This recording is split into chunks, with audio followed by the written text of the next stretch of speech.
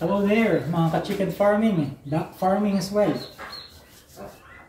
So I'm going to start journaling again about what I am doing every time I prepare these incubators for use. My name is JC Alpha Adventure. Okay, so inihahanda ko na ngayon itong isang set natin ng incubators. We have two sets in here. Yung isa nasa harapan ko ngayon. So nakapatong yung tripod ng camera, and then this one. So each set has a capacity. Ito yung setter natin. This is the hatchery or the hatcher. So this setter and the hatcher, each of which has a capacity of 540 eggs. 540 or 18 trays. Okay, 18 trays. So in this journal, gusto kong i-share sa inyo, sana may kapulutan kayo ng aral, lalo na dun sa mga nag-uumpisa pa lang sa inyo, sa pagmamanukan o sa pag-i-incubate ng mga itlog ng bibi din. Gusto kong ipakita kung ano ang mga bagay na aking ginagawa before I actually input or put into the incubator yung egg na ipapapisa natin. Okay? So first, nakita nyo kanina, before I started talking, nag-alcohol tayo. So, about 90% ng mga 90 to 95% ng mga ginagawa ko before ko ipasok ang itlog dito ay may kinalaman sa cleanliness o kalinisan. So, that's right. Kung meron man dapat unang linisin sa pagpe-prepare ng mga incubators, yun ay ang sarili mo. Ikaw na hahawak, magbubukas, magsasara, magmo-monitor dun sa incubator. Hindi po pwede kasi yung dinisinfect mo ang setter mo, ang hatcher mo, tapos ikaw ay nanlilimahid ka naman sa dumi. Or galing ka doon sa quarantine facility ng farm mo wherein ginamot mo yung mga manok nyo na may sipon, bulutong. So, maglinis ka muna. It is my SOP sa biosecurity na before ako pumunta dito sa area, isa itong section dito sa bahay sa farm, na kung saan nakalagay ang mga incubator. It's my SOP na kailangan maligo muna, na kailangan hindi ka galing sa quarantine facility, na kailangan wala kang ibang hayop na hinawakan, kundi dumiretso ka dito sa area to pagpasok mo sa gate. So ito ang unahin mo. Kung may balak kang asikasuhin, let's say balak mo i-check yung mga sisiw, mga pabo, bengala, gansa, kalapati, kambing, whatever, unahin mo muna to. Once you are done what you're supposed to do dun sa incubation area ninyo, tsaka mo ngayon gawin yung iba mong mga nakalista sa iyong errand for the day or itinerary. Okay? So, maligo muna, regular disinfection, mag-alcohol bago hawakan yan, ang mga incubators mo. It is to prevent yung kung ano man yung posibleng sakit ng ibang livestock animals na nadaanan mo, may transfer mo sa mga kagamitan o sa mga itlog. Worse. Okay? So, maligo, and then umapak ka doon sa foot bath na merong hindi alcohol, Clorox, no? And then mag-alcohol ng kamay. Okay? Ganun. So that's number 1. Okay? Ikaw muna ang maglinis. Linisin mo muna yung tagalinis bago mo linisin ito. So number 2, hindi pa itong lilinisin natin, surroundings. No? Bago ko pinapasok itong 2 sets of or 2 pairs of incubators dito, ay pinabalde ko muna ito ng tubig, sinabon na may Clorox, dinisinfect ng paligid, and then saka ay pinasok.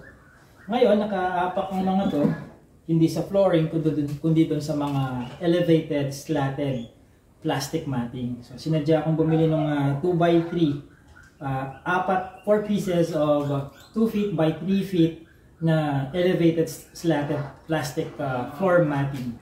So para kung naman ang hindi mag-a-absorb ng basa, may matapon ng tubig dito, hindi mag-a-absorb ng tubig itong mga incubators natin. For longevity ng incubators natin. Okay, so basic lang yun. Basic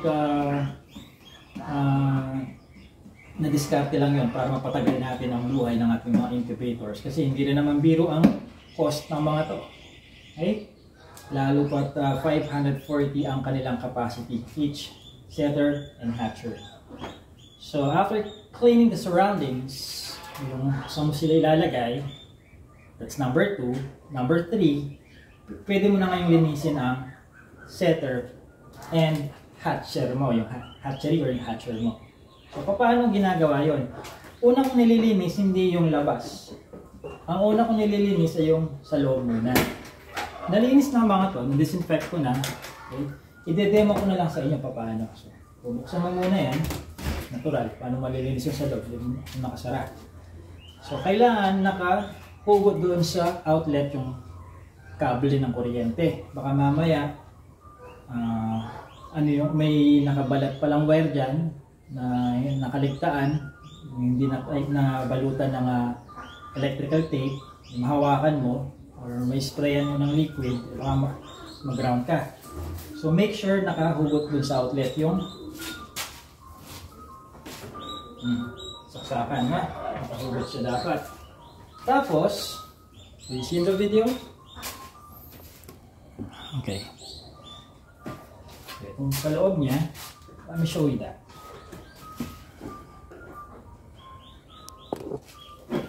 So eto ngayon, kukunin mo to, hugutin mo. Kapag bago ang incubator mo, normal lang na medyo madikit siya or masikip, no? Maglo-loosen up yan pag mas madalas ng paggamit. So hihilain mo lang yan. So ilalabas mo isa-isa ang mga to. Ayan siya.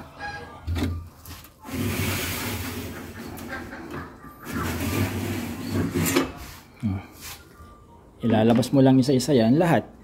Hindi ko natatanggalin ha, kasi enough naman na for demonstration purposes itong dalawang hinungkot ko. So tatanggalin lahat yan. So yung sa akin na may 540 capacity, 540 Egger, meron siyang 1, 2, 3, 4, 5, 6, 7, 8, 9, 10 trays. 10 trays. 10 egg trays. So kada tray, ilang itlog ang kakasya. Ilangin natin. 2, 3, 6, 3, 6, 1, 2, 3, 4, 5, 6, 7, 8, 9, 54. So 54 eggs. So 54 eggs ang isang tray na ganito, 10 yun. So 540 Egger ang capacity nga nito. Okay? So pag natanggal na lahat yan, natanggal na lahat itong mga egg trays, ang gagawin ko next, i-sprayan ko ng alcohol. Hindi naman yung soaking wet, no? I-sprayan mo lang na ganyan, tapos meron kang basahan malinis, preferably cotton para mas madaling sumipsip ng basa, ng wet, and then pupunasan mo yan. Okay? So hindi lang itong wall ang di-disinfect mo, kundi pati na rin itong mga bakal na to. Hanggang dun sa kayang abutin mo dun sa maaabot mo naman yan no? Maaabot mo naman lahat yung sulok na yan. Okay? So i-disinfect lahat yan. Kukunin natin yung itong tray dito, kukunin natin, lilinisin yan, sasabunin. Yan. Ito, kukunin natin ito, lilinisin yan. Ito yung para sa humidity lagayan ng tubig. No, kapag medyo maalikabok yung electric fan, pwede ring yung exhaust fan doon, pwede ring linisin yun. Okay? So yan, hanggang sa ilalim, lilinisin yan. Okay? Make sure wala yung alikabok at na-disinfect ng alcohol. Okay? Yung walls niya, lahat niyan. Okay, tapos nun, ang next na i-disinfect ay yung mga egg trays. Ayan ako lang itong camera natin. Ayan. Para makapag-demo ako ng mas maayos. So, pag nalinisan na yung sa loob, i-disinfect mo rin ang mga to. Okay. Kapag nagamit na siya, sila, ang ginagawa ko, sinasabon muna to. Sinasabon sa palanggana at yung after masabon, may Clorox. 5% Clorox. Clorox ang ihahalo mo sa 1 litro. Ibig sabihin, sa 1,000 ml, yung isang takip ng Clorox, pupunin yun, ilalagay doon sa 1 galong tubig. And then, ibababad ang mga to. Sausaw lang, hindi naman siya iiwan ng 1 oras. Sausaw mo lang, papatuyuin. Okay? And then, bago ipasok dito, ina-alcohol lang kung ganyan. Okay? And then, slight lang, para hindi naman siya yung pag pinasok mo tumutulo na yung alcohol mo. No? So, and then, kung nalinisan na, ipapasok na isa-isa.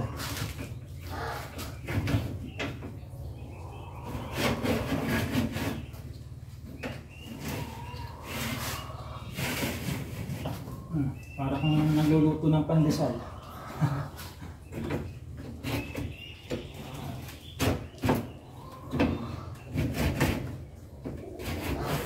Ayan. So, pag nalinisan na, okay na. Pagtapos ka na maglinis sa loob ng incubator mo, sarado mo yan. Yung salamin, nilinisin mo rin yan. No? And then, pag nalinisan na, tapos na yung sa loob, ilock mo na yan. It's time to put the eggs in. No, hindi pa. Meron ka pang ika-4 na dapat gawin. Linisin mo yung sa labas. Okay? So, sprayan mo lang din yan. And then, gamit ka ng basahang malinis. Punasin mo, kailangan malinis din yan. Lalo na,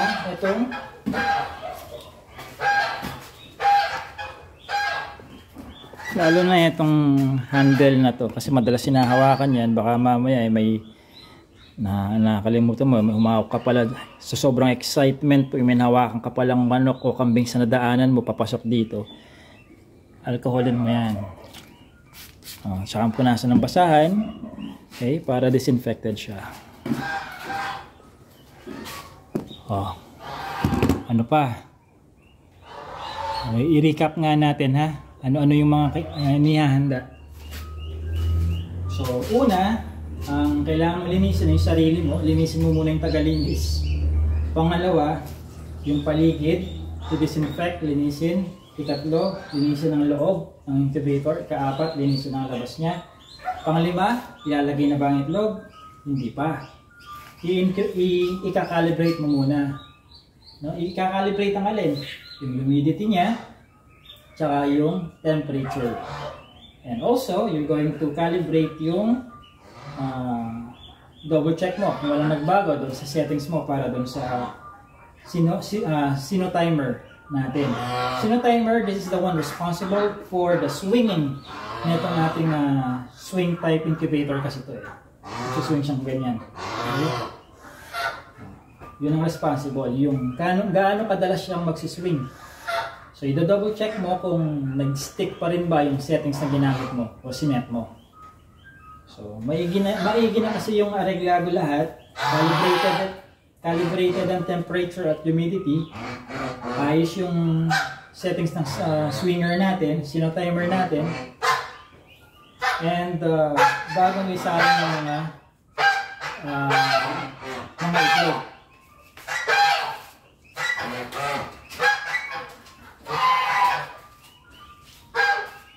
Okay, so I'm going to have a separate video on how to calibrate yung temperature and humidity natin dito. Separadong video yan para hindi masyadong humaba to. And then separadong video din yung paano isinaset yung frequency ng pagsuswing gamit ang Sino-timer settings. Okay, so expect 2 more separate videos na related sa incubator natin. Okay? So, ngayon, kapag ipapasok mo na yung mga itlog, of course, dapat yung mga itlog mo na-disinfect din. When I say disinfected, hindi Clorox, hindi alcohol, kundi 3 to 5% vinegar solution. Okay? So, sa 1,000 ml na tubig, mga 3 to 5 ml doon ay natural vinegar. So, meron na akong video tungkol doon paano linisin ang itlog bago ilagay sa chiller. or bago siya i-store sa isang malamig na area or nasa area na may room temperature. So meron akong video doon. Bisitahin nyo na lang yung playlist ko sa Black Australorp and Rhode Island Red. Nandun yun. Or gumamit kayo ng keyword na disinfect or disinfection or linis. Gamitin nyo yun sa paghahanap ng mga video dun sa YouTube channel na Alpha Adventure. And then, kung galing sa chiller ang mga itlog, kailangan pasingawin mo muna sila. Kung balak mo silang i-incubate kinabukasan, kailangan yung hapon pa lang or gabi, before that day, ay inilabas mo na sa chiller para lumabas yung moisture o yung moist nila. Kasi hindi mo naman pwedeng pagkahango mo sa chiller, papasok mo agad dito, hindi po pwede. Pasingawin mo muna sila, kailangan bumalik yung temperature ng mga itlog na yon back to a normal room temperature. Okay? So kapag okay na yon, pwede mo nang ilagay yung mga itlog sa loob nun. Okay? And then magbilang ka na lang ng mga day 1 hanggang day 18 dito sila sa setter.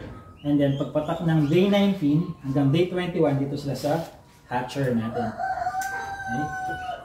May separadong temperature and humidity settings din ang hatcher natin. Hindi sila pareho dito sa setter. So separadong video natin yun. Yung discussion kung ano ba yung temperature and humidity settings dito, temperature sa setter, and temperature and humidity settings sa ating hatcher.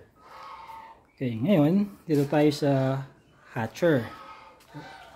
So itong hatcher natin, meron siyang temperature controller dito, tsaka humidity. Okay, so ito rin yung pang-calibrate natin, kagaya dun sa setter natin. Yan, pang-calibrate natin yan. Para sa ilaw to. Tapos ito sisindihan mo yung buong hatcher. So naka-unplug yan sa outlet kaya hindi sumisindi, no? So ito yung itsura ng ano natin, hatcher. So meron din siyang for humidity, lalagyan na ng tubig. Meron tayong box dito, lagay ng tubig, yung pipe niya papasok doon sa pababa doon sa ito. Automatic na magi-stop ang pagbaba ng tubig kapag yung parang sa ano lang din yan, flush natin sa toilet, yan, no? Pagka na-achieve yung level na maximum, magi-stop ang pag-drip ng tubig. Tapos mayroon siyang exhaust fan doon. Hindi sila parehas ng humidity and temperature setting ng setter natin. Magkaiba yan. Separate video kung tatalakayin yun. So on the 19th to 21st day, dito sila. So ibig sabihin, on the 19th day, ililipat mo ang mga egg from the setter papunta dito sa hatcher. So wala na siyang egg tray. Ilalagay mo lang ang mga itlog dyan. Hindi na sila patayo. Pahiga na. Okay? Pag nilagay mo sa hatcher, as much as possible, dapat hindi mo na gagalawin ng mga itlog. Huwag ka nang bukas sara dito sa hatcher mo sa last 3 days. Kasi pumuposisyon na yung mga itlog, yung mga sisiw noon. So dapat nilang iposisyon. Parang tao din yun eh. Bago lumabas, pumuposisyon yung bata. No? Okay. So dito mo ilalagay yung 540 eggs. So yan. So pag nilinis mo yan, huhugutin mo lang din yan. Parang dun lang sa egg tray natin. Ganun lang. Sasabunin. I-disinfect. Pagka natuyo, ibabalik. Ito, hanggat hindi ginagamit yung setter, hindi mo naman siya kailangan sindihan. Pero bago mo siya gamitin, i-calibrate mo muna, hayaan mo siyang nakasindi for, ako ginagawa for 3 hours at least. Wina-warm up ko siya. Tsaka dapat may reserba kang bombilya, 100 watts na incandescent bulb, mainit, no? Napundi man yung isa, may pampalit ka kaagad. Hindi yung namatay siya, napundihan ka ng isang ilaw ng alas 12 ng hating gabi, tsaka ka na problema kung saan ba may bukas na mabibilan ng incandescent bulb. So yan, iisa-isahin mo lang yan, lilinisin. Okay. Kung nalinisan, ibabalik. Maganda ibilad mo after mong sabunan yan. After mo sabunin yung mga yan, ibilad mo. Pag tuyo na, sprayan mo ng alcohol, kaunti lang. And then linisin mo yan. Habang wala ang mga to, linisin mo din to. Habang nakabilad ang mga to, ha? Habang nakabilad ang mga tray na yan, linisin mo yung loob. Sprayan mo din ng alcohol, tapos malinis na basahan. Okay? Tapos, pag tuyo na itong mga tray na yan, sprayan mo sila ng alcohol na kaunti, and then ibalik mo. So, ganun lang. So, yun. Mga 2 to 3 separate videos ang mapoproduce natin. But anyway, ang journal ko lang dito, what I'm just journaling in this video is what I exactly do before I put into the incubator yung mga eggs na sasalang ko. Okay? I'm also going to produce another video kung ano ba dapat yung settings na isa-set sa temperature and humidity conforme sa klase ng itlog na ipapasok. Itlog ba ng manok yan? O itlog ng gansa, pabo, o Bengala, or Peking duck, Muscovy duck, itik. So, separate video tayo. So, yun lang. Yun lang. If you have questions regarding sa napag-usapan natin o sa i-share ko sa inyo in this video-based journal, you can comment down below. I would also like to welcome you to visit our website at www.alphaadventure.com. Feel free to follow us or subscribe to our other social media channels on Facebook page. We have a Facebook page, we are on TikTok, we are on Instagram, and yeah, that's it. So again, this has been JC of Alpha Adventure, your source of science-based, experience-driven, and technology-oriented tips on livestock farming.